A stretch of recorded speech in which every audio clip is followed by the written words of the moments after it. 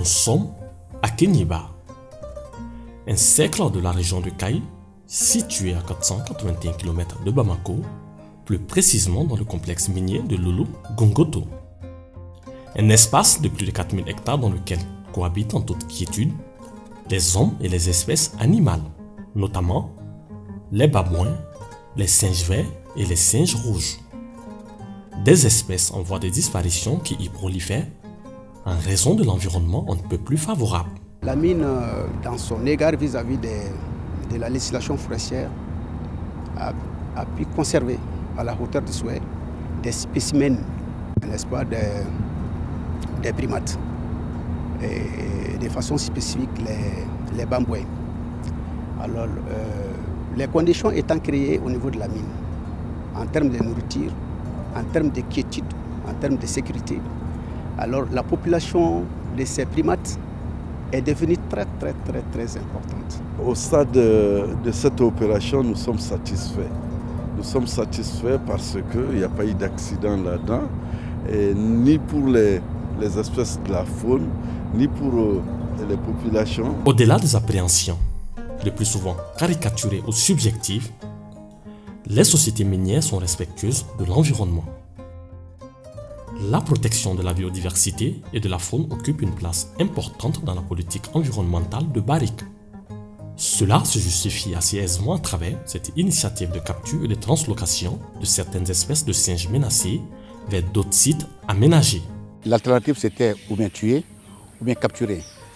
Bon, parce qu'ils ont un sens éco-citoyen, c'est pourquoi ils ont tenu à capturer et à procéder à la translocation.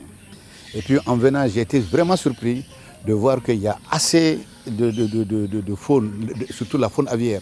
On avait assez de pintades, mais qui ne sont pas effrayés par le passage des gens. Donc c'est une très bonne chose et c'est une très bonne initiative et c'est quelque chose à encourager.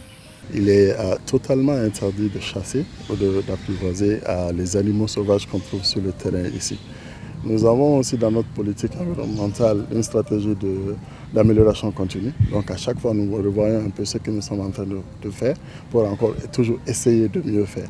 Et je pense que ceci est le résultat de tout ça aujourd'hui. Les actions de Semino sont en train de provoquer ou de créer les conditions de retour de cette faune sauvage.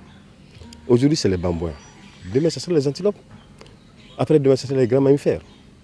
Nous souhaitons vivement que cette action soit pérennisée. Les autorités subrégionales, régionales et nationales en charge de la question environnementale se réjouissent des efforts déployés par le groupe Barrick dans le cadre de la sauvegarde de la biodiversité et de la protection de la faune. Les initiatives en la matière, espèrent-elles, porteront dans la durée sur des perspectives de développement de l'écotourisme ou des cas d'école pour les autres sociétés minières. Quand vous observez à vol d'oiseau, vous voyez qu'à l'intérieur du périmètre qui est clôturé, les ressources ligneuses sont en bon état. Mais derrière le grillage, vous voyez, c'est un désert. C'est un désert. Donc, c'est des expériences vraiment à multiplier. Et nous sollicitons même la société minière, en partenariat avec l'État, de prendre une zone tampon tout autour de leur périmètre à protéger pour pouvoir étendre aussi les aires protégées. Si on fait une projection, dans 5 ou 10 ans, le tourisme synergétique se fera ici. Parce qu'on a vu des sangliers, on a vu des gorilles, pas des gorilles, des babouins. On a vu presque toute la gente ailée qui était là. Voilà, donc vraiment, c'est quelque chose à encourager. Et puis c'est assez rare, parce que les miniers, ils n'ont pas la réputation de préserver l'environnement. Mais au moins, ceci quand même, je peux le dire quand même, ils préservent et l'environnement et la diversité biologique. Il y a des portions un peu disséminées dans le périmètre qui constituent vraiment des bons habitats pour protéger la faune. C'est pour ça que nous voyons avec la décharge, la prolifération des singes, les 3 types de singes, les babouins, les singes verts, les singes rouges. Il y a d'autres espèces animales aussi qu'on rencontre dans le périmètre. Et au finish, dans 5-10 ans, on pourra organiser le tourisme synergétique, amener des gens de la grande ville pour qu'ils viennent observer la faune dans ce périmètre minier. Et d'ailleurs, nous sommes vraiment émerveillés par ce qu'on a vu sur le terrain. D'ores et déjà, depuis notre arrivée, le long des routes, c'est une première fois qu'on rencontre des pintades, des bambouins et d'autres espèces de faune sauvage qui ne fuient pas. Ça veut dire qu'ils sont à l'abri des braconnages. Ça veut dire qu'ils sont à l'abri de tout bruit. Et ça veut dire qu'ils sont aussi dans un habitat propice. Là c'est important. Ensuite, les activités menées par ce MILO cadrent avec la politique nationale forestière.